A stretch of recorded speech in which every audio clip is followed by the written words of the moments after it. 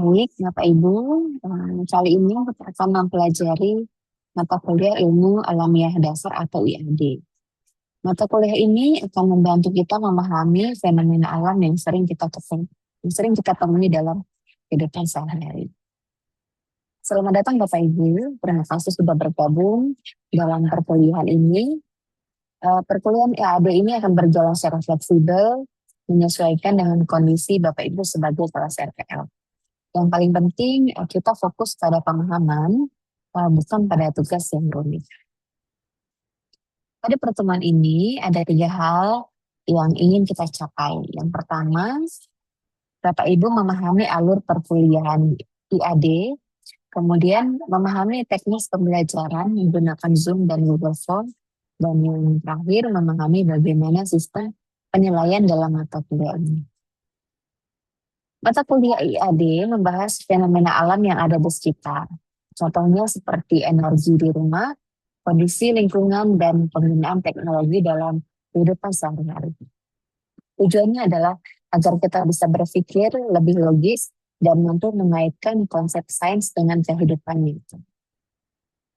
Perkuliahan ini menggunakan metode blended learning, artinya ada 2 jenis kegiatan atau aktivitas. Yang pertama sinkronus melalui Zoom meeting, biasanya untuk diskusi, dan yang kedua sinkronus melalui Google Form untuk belajar secara mandiri. Tidak semua pertemuan harus menggunakan Zoom, justru lebih banyak kegiatan belajar mandiri yang sederhana. Tiap minggu alur pembelajaran kita sama, Bapak Ibu akan mendapatkan link Google Form, kemudian menonton video atau membaca materi. Setelah itu Bapak Ibu menjawab pertanyaan, dan mungkin juga ada tugas sederhana.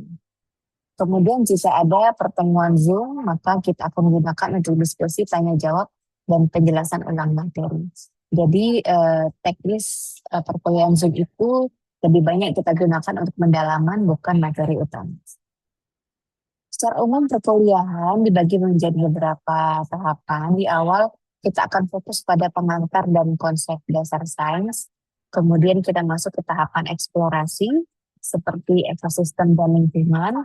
Setelah itu ada ujian tengah semester sebagai evaluasi tengah. Kemudian dilanjutkan dengan materi, iptek, dan sikap ilmiah. Yang terakhir kita akan melakukan review dan juga ujian akhir semester. Sistem penilaian dalam mata kuliah ini cukup sederhana. Tugas memiliki bobot 30%, PTS 70%, UAS 40%. Artinya tidak hanya ujian yang menentukan nilai, tapi juga tugas yang dikerjakan selama perkuliahan. Jika Bapak Ibu mengalami kesulitan, tidak perlu khawatir, boleh langsung bertanya di WhatsApp. Jika kesulitan mengisi Google Form, tugas juga boleh dikirim lewat WhatsApp, dan yang penting tetap mengikuti pembelajaran meskipun dengan cara yang sederhana. Sebagai penutup, perlu saya tekankan bahwa pembelajaran ini juga sederhana. Tujuannya adalah agar Bapak itu memahami materi yang dengan baik dan juga mudah dalam mengikuti perkuliahan ini. Terima kasih atas partisipasi Bapak Ibu. Semoga pembelajaran ini bisa berjalan lancar.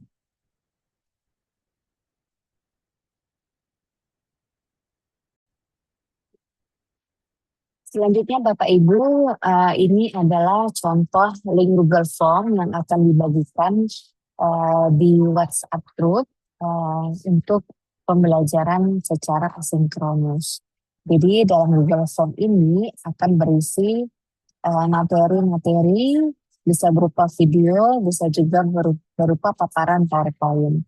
Nah, nanti setelah Bapak Ibu mempelajari video atau mengikuti proses pembelajaran yang ada di Google Form ini, maka Bapak Ibu akan mengerjakan atau akan ada tugas maupun kuis yang harus Bapak Ibu selesaikan. Contohnya seperti ini untuk materi kita di pertemuan berikutnya, hakikat sains dan metode ilmiah. Yang pertama kali yang harus Bapak Ibu lakukan adalah Bapak Ibu menuliskan nama Bapak Ibu. Kemudian Bapak Ibu memperhatikan instruksi di awal. Kemudian seperti ini Bapak Ibu bisa menonton video YouTube langsung di dalam Google Form ini.